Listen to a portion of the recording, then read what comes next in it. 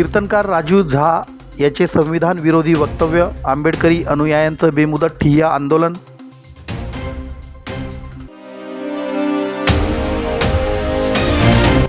Dhule bar council of Maharashtra and Goa निवडणुकीसाठी मतदान, 155 उमेदवार रिंगणात.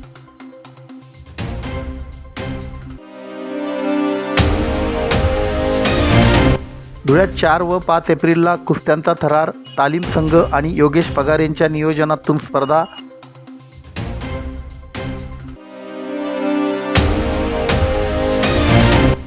आणि माजी आमदार सदाशिव माळींच्या जयंतीनिमित्त राहत्या घरी सलग 22वे रक्तदान शिबिर संपन्न.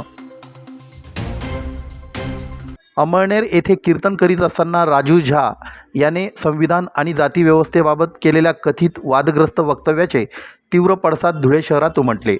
राजू झा याच्या वक्तव्याच्या निषेधार्थ 5 मार्च रोजी रात्री शहरातील विश्वरत्न डॉक्टर बाबासाहेब आंबेडकर यांच्या बस स्थानकासमोरील पुतळ्याजवळ आंबेडकरी अनुयायी मोठ्या संख्येनं जमले. राजू झा याच्या विरोधात जोरदार घोषणाबाजी करीत आंदोलन सुरू झालं. या आंदोलनात वंचित बहुजन आघाडीचे संघटक शंकर खरात, नैना दामोदर, बापू बागुल, संजय अहिरे, गौतम पगारे, सागर धिवरे यांच्यासह आंबेडकरी अनुयायी कार्यकर्ते सहभागी झाले होते. मध्यरात्री उशिरापर्यंत हे आंदोलन सुरू होतं. दुसऱ्या दिवशीही 26 मार्च रोजी धुळे बस स्थानक रोडवरील डॉक्टर बाबासाहेब आंबेडकर यांच्या पुतळ्याजवळ भीमसैनिकांनी बेमुदत ठिय्या आंदोलन सुरू करण्यात आलं. राजू झा यांनी आपल्या वक्तव्यातून संविधानाचा अवमान करीत 2 समाजात तेढ निर्माण करण्याचा प्रयत्न केला असल्याचा आरोप आंदोलकांनी केला आहे. त्यामुळे त्यांच्यावर कारवाई करण्यात यावी अशी प्रमुख मागणी यावेळी करण्यात आली. रात्रीपासून हे आंदोलन शांततापूर्ण मार्गाने सुरू असून जोपर्यंत संबंधित व्यक्तीवर कठोर कारवाई करण्यात येत नाही तोपर्यंत हे जनआंदोलन मागे घेणार नसल्याचा ठाम इशारा आंदोलकांनी प्रशासनाला दिला आहे. राजू इंद्रकांत झा हा अंमळनेर येथील कीर्तन करत असताना त्याने जे काही वक्तव्य केलं त्या वक्तव्यामध्ये रामकथा की पहिली पंक्ती वर्ण से सुरू होती है. वर्ण क्या है? ब्राह्मण, क्षत्रिय, वैश्य और शूद्र मैंने ही बनाए असं हा महाराज म्हणतो. म्हणजे तो स्वतः असं म्हणतो की हे वर्ण मी बनवलेले आहे. जो लोग झंझट कर रहे हैं, लोग कहते हैं संविधान को सबको समान अधिकार दिया. मैं कहता हूँ संविधान ने सबको टुकड़े टुकड़े में बांट दिया. हमारे ग्रंथों ने हमें एक बनाया. क्या हमारी याद ये 4 ही जातियाँ हैं? ब्राह्मण, क्षत्रिय, वैश्य और शूद्र. तुमने तो तीली, तांबोली, चमार, लोहार, घाटी, पाटी न जाने कौन कौन सी कॅटेगरी बना दी. इतक्या 18 पगड जाती तुम्ही बनवली, आम्ही थोडी बनवली. म्हणजे हा जो महाराज आहे हा महाराज म्हणतो की संविधानामधून 18 पगड जाती या बनवल्या जातात आणि जाती जातीमध्ये संविधानाच्या माध्यमातून या संपूर्ण जातीला वाटल्या गेलेला आहे. तुम लोगों ने ये किया है. आज संविधान की परिभाषा की ऊंची ऊंची बातें करते हो लोग. मेरा प्रश्न उन लोगों से है की सर्टिफिकेट क्यों लगाते हो?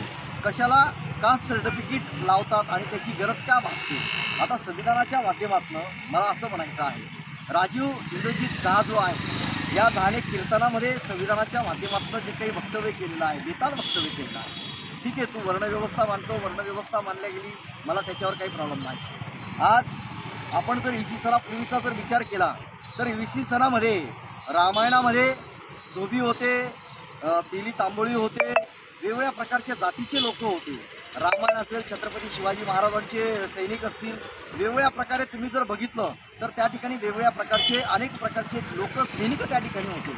आणि हा ब्राह्मण संविधानाच्या माध्यमातून अशा पद्धतीने बेताल वक्तव्य करतो आणि बेताल वक्तव्य करून 2 समाजामध्ये तेढ निर्माण करतो. आज रामनवमी आहे, 25 तारखेला याचं हे वक्तव्य आहे. म्हणजे 2 समाजामध्ये याने तेढ निर्माण करावी आणि जातीय दंगल या ठिकाणी व्हावी. म्हणून आम्ही या ठिकाणी भीमसैनिक काल रात्रीपासून शहर पोलीस स्टेशनमध्ये 2 तास बसलेलो होतो. त्याच पद्धतीने या ठिकाणी डॉक्टर बाबासाहेब आंबेडकर पुतळ्याजवळ अनेक भीमसैनिक या ठिकाणी रात्री 9 वाजेपासून तर आतापर्यंत थांबलेलो आहोत. या ठिकाणी आम्ही कोणी कुठे गेलेलो नाही. ज्या ज्या पद्धतीने SP साहेब, DYSP साहेब असतील, PSI असतील, त्यांना आम्ही वेळोवेळी सांगितलेलं आहे की त्याच्यावर जोपर्यंत राष्ट्रद्रोहाचा गुन्हा दाखल होत नाही तोपर्यंत आम्ही ह्या ठिकाणाहून जनआंदोलन हे सोडणार नाही. आमची ह्या ठिकाणी एकच मागणी आहे की संबंधित जो काही झा आहे म्हणजे या झहाने जे बेताल वक्तव्य केलेलं आहे त्या बेताल वक्तव्याच्या माध्यमातून त्याच्यावर राष्ट्रद्रोहाचा गुन्हा दाखल व्हावा. जर त्याच्यावर राष्ट्रद्रोहाचा गुन्हा दाखल नाही झाला तोपर्यंत आम्ही ह्या ठिकाणी विश्वरत्न डॉक्टर बाबासाहेब आंबेडकरांच्या पुतळ्याजवळ जन आंदोलन हे आम्ही चालूच ठेवणार आहे. जय हिंद. मी महाराष्ट्र न्यूज चॅनलच्या बातमीपत्रास लाईक, शेअर, सबस्क्राईब करा. सोबतच बेल आयकॉन प्रेस करायला विसरू नका. पाहत राहा मी Maharashtra channel. Dhule bar council of Maharashtra and गोवाच्या निवडणुकीसाठी 24 मार्च रोजी सकाळी 9 वाजेपासून धुळे जिल्हा न्यायालय परिसरात मतदानाला सुरुवात झाली. सकाळपासूनच वकिलांमध्ये उत्साहाचं वातावरण पाहायला मिळालं. सदस्यपदाच्या एकूण 25 जागांसाठी ही निवडणूक होत असून राज्यभरातून 155 उमेदवार रिंगणात आहेत. यात धुळे जिल्ह्यातून ॲडव्होकेट मधुकर भिसे यांच्यासह 4 उमेदवार निवडणूक लढवित असून त्यांचं भवितव्य मतपेटीत बंद झालं आहे. महाराष्ट्र आणि गोवा या 2 राज्यांचा समावेश असलेला हा बार काउन्सिलचा मतदारसंघ बार काउन्सिलच्या निवडणुकीबाबत देशातील सर्वात मतदारसंघांपैकी एक मोठा मानला जातो. वकिलांच्या नोंदणीपासून ते शिस्तभंग कार्यवाहीपर्यंत विविध महत्त्वाच्या जबाबदाऱ्या पार पाडणारी ही एक वैधानिक संस्था असून तिची स्थापना केंद्रीय कायद्याअंतर्गत करण्यात आली आहे. या निवडणुकीत एकूण 25 सदस्यांची निवड केली जाणार आहे. त्यामध्ये 18 पुरुष 5 महिला सदस्यांचा समावेश असून 2 सदस्यांची नियुक्ती होणार आहे. यासाठी राज्यभरातून सुमारे 155 उमेदवार निवडणुकीच्या रिंगणात उतरले आहेत. केवळ नोंदणीकृत वकिलांनाच या निवडणुकीत मतदान करण्यात येतं. या निवडणुकीत पसंती क्रमानुसार मतदान केलं जातं. कमीत कमी 5 व जास्तीत जास्त 23 मतदान करण्याचा अधिकार मतदारांना आहे. मतदानाला सुरुवात झाली तेव्हा वकील मतदारांची रांग लागल्याचं चित्र होतं. या निवडणुकीत मतदान संदर्भात अधिक माहिती देताना वकील संघाचे ॲडव्होकेट राहुल पाटील यांनी सविस्तर माहिती दिली. Bar council of Maharashtra and गोवाच्या निवडणुकीत धुळे जिल्ह्यातून अमोल सावंत, ॲडव्होकेट मधुकर भिसे, ॲडव्होकेट नितीन चौधरी आणि ॲडव्होकेट ज्ञानेश्वर बागुल या 4 उमेदवारांचं भवितव्य मतपेटीत बंद झालं आहे. आज 24 मार्च 2026 महाराष्ट्र आणि गोवा बार काउन्सिल म्हणजेच BCMGचं आमचं हे इलेक्शन म्हणजे हा जगातील सगळ्यात मोठा मतदारसंघ आहे. उमेदवारांसाठी एकदम जिकरीचं असतं कारण महाराष्ट्र आणि गोवा 2 राज्य मिळून हा एक मतदारसंघ आहे. तरी त्याचं आज इलेक्शन होतं आहे. 155 उमेदवार रिंगणात आहेत. तर मतदारांना कमीत कमी 5 मतदान म्हणजे पसंतीक्रम द्यायचा असतो. 1, 2, 3, 4, 5 तो अप टू 23पर्यंत देऊ शकतात ते. मग त्या पसंतीक्रमाने सगळे मतदार याच्यात मतदान करतात. पण याचं पद्धत अशी असते, याचं इलिमिनेशन होतं. समजा माझ्या मतपत्रिकेवर पहिलं मतदान जर राहिलं, मी ज्याला दिलं तो निवडला तर माझं मतपत्रिका बाद. या पद्धतीने ही सिस्टम आहे. पहिला उमेदवार जर पडला तर दुसऱ्याला ते पहिलं कन्सिडर होतं. 5व्यापर्यंत ते 80% त्याची व्हॅल्यू राहते. ती शेवटी 20% जाते. असं ते बाय इलिमिनेशन हे उमेदवार निवडत असतात. असा पसंतीक्रमाचा हा विषय आहे. थोडी कॉम्प्लिकेटेड प्रक्रिया आहे. कमीत कमी 2 ते 3 महिने याचं मतगणना का चालत असते. आमच्या इथं एकूण 1245 मतदार आहेत. वकिलांची ही संघटना आहे. एक स्टॅट्युटरी बॉडी आहे. एका सेंट्रल ॲक्टने याची निर्मिती झालेली आहे. वकिलांचं रजिस्ट्रेशन असेल, रजिस्ट्रेशन कॅन्सल करणं असेल, डिसिप्लिनरी ॲक्शन असेल, तसेच वकिलांच्या हितासाठी काम करणारी ही संघटना. एकूण 23 सदस्य असतात. त्यापैकी 18 पुरुष, 5 महिला आणि 2 अपॉइंटेड अशी ही 25 जणांची बॉडी असते. याच्यासाठीचं आजचं हे इलेक्शन आहे. हे इलेक्शनमध्ये धुळे लोकल बारचे मधुकर भिसे, तसेच आमचे औरंगाबादचे नितीन चौधरी असतील, अमोल सावंत, ज्ञानेश्वर बागुल असं धुळे जिल्ह्यातनं एक 4 उमेदवार आहेत. 4 भविष्य त्यासोबत इतर उमेदवारांचं भविष्य आज मतपेटीत कैद होणार आहे. धन्यवाद. मी महाराष्ट्र न्यूज चॅनलच्या बातमीपत्रास लाईक, शेअर, सबस्क्राईब करा. सोबतच बेल आयकॉन प्रेस करायला विसरू नका. पाहत राहा मी महाराष्ट्र चॅनल. शिवजयंती, महात्मा फुले जयंती आणि डॉक्टर बाबासाहेब आंबेडकर जयंती उत्सवाच्या निमित्ताने धुळे जिल्हा राष्ट्रीय तालीम संघ, धुळे तालुका तालीम संघ यांच्या संयुक्त विद्यमाने आणि योगेश पगारे यांच्या आयोजनातून धुळ्यात कुस्त्यांचा थरार पाहायला मिळणार आहे. दिनांक 4 व 5 एप्रिल रोजी होणाऱ्या या स्पर्धांमध्ये विजेत्यांवर बक्षिसांचा वर्षाव होईल.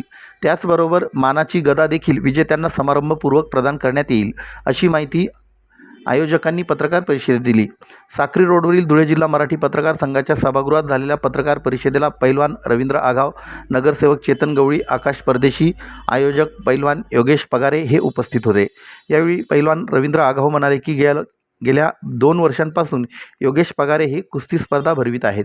त्यातून नवोदित मल्लांसह कसलेल्या पहिलवानांना आपलं कसब दाखविण्याची संधी मिळते. यंदा वाडीवोकर रोडवरील स्टेडियमच्या इंडोर सभागृहात 4 व 5 एप्रिल रोजी ही कुस्ती स्पर्धा असून त्यासाठी 3 एप्रिलला स्पर्धेत भाग घेणाऱ्या मल्लांचं वजन केलं जाईल. 14 वर्षाच्या आतून 17 वर्षाच्या आतील आणि हौशी वजन गट अशा 3 कॅटेगरीमध्ये ही स्पर्धा होणार आहे. विजेत्यांना रोख पारितोषिके, आकर्षक ट्रॉफी आणि गदा दिली जाईल. 14 वर्षाच्या आतील 32 किलो वजन गटात प्रथम क्रमांक येणाऱ्याला 1100 रुपये, द्वितीय क्रमांक पटकावणाऱ्याला 1000 रुपये, तर 38 किलो वजनी गटात प्रथमला 1500 रुपये तर द्वितीयला 1000 रुपये पारितोषिक जाहीर करण्यात आलं आहे. 17 वर्षाआतील 42 आणि 50 किलो वजनी गटात प्रथम क्रमांक पटकाविणाऱ्याला 2100 रुपये तर द्वितीयला 1000 रुपये बक्षीस जाहीर करण्यात आलं आहे. 75 किलो व त्यापुढील वजनी गटात मैदान मारणाऱ्याला 11,000 रुपये व गदा तर द्वितीय क्रमांक येणाऱ्याला 5,000 रुपये बक्षीस जाहीर करण्यात आलं आहे. जिल्हा तालुका तालीम संघ व राष्ट्रीय तालुका तालीम संघाच्या वतीने छत्रपती शिवाजी महाराज जयंती, महात्मा ज्योतिबा फुले जयंती व डॉक्टर आंबेडकर जयंती या विद्यमानाने बहुदिव्य भीमकेसरी कुस्ती स्पर्धेचे आयोजन करण्यात आलेलं आहे. तरी धुळे जिल्ह्यातील व धुळे जिल्ह्याच्या सर्व तालुक्यातील सर्व मल्लांनी जास्तीत जास्त सहभाग घ्यावा व 14 वर्षातील 17 वर्षातील व ओपन गटात सर्व गटांची इथं गट स्पर्धा ठेवण्यात आली आहे. तर मी सर्वांना जिल्ह्यातील धुळे जिल्ह्यातील सर्वात जास्तीत जास्त मल्लांना आमंत्रित करतो की या स्पर्धेमध्ये तुम्ही भाग घ्यावा. ही स्पर्धा धुळे जिल्हा वाडीवोकर स्टेडियम इंडोर हॉल स्पर्धा होणार आहे. तारीख सांगा व 3 तारखेला वजने, 4 व 5 तारखेला कुस्ती होईल.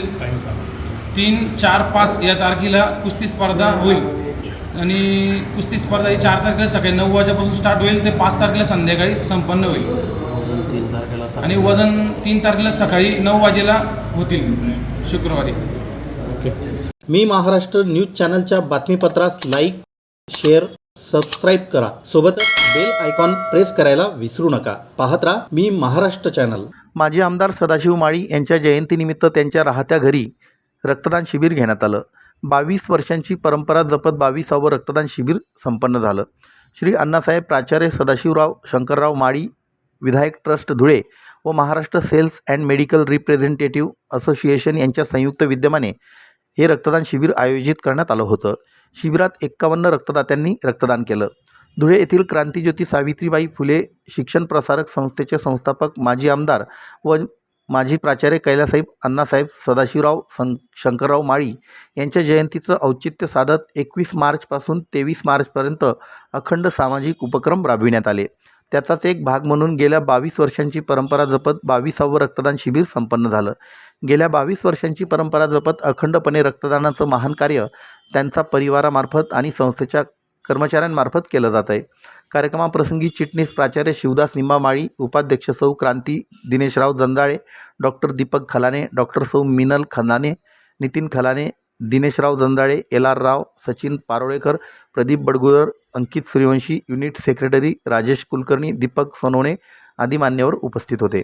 सोबतच डॉक्टर अक्षय लंकेवाड, डॉक्टर प्रगती मॅडम, सतीश वैद्य, संजय चौधरी, रवींद्र आव्हाड, हेमंत देवरे, दीपक कासार, दिनेश बोरसे, भूमिका पगारे, रचना वाघमारे यांच्यासह मोठ्या संख्येने सदाशिवराव माळी यांच्यावर प्रेम करणारे कापडणे येथील नागरिक व नातेवाईक मोठ्या संख्येनं उपस्थित होते. अण्णासाहेब सदाशिवराव शंकरराव माळी विधायक ट्रस्टद्वारा 22वे रक्तदान शिबिर धुळे येथे आयोजित करण्यात आलेलं आहे.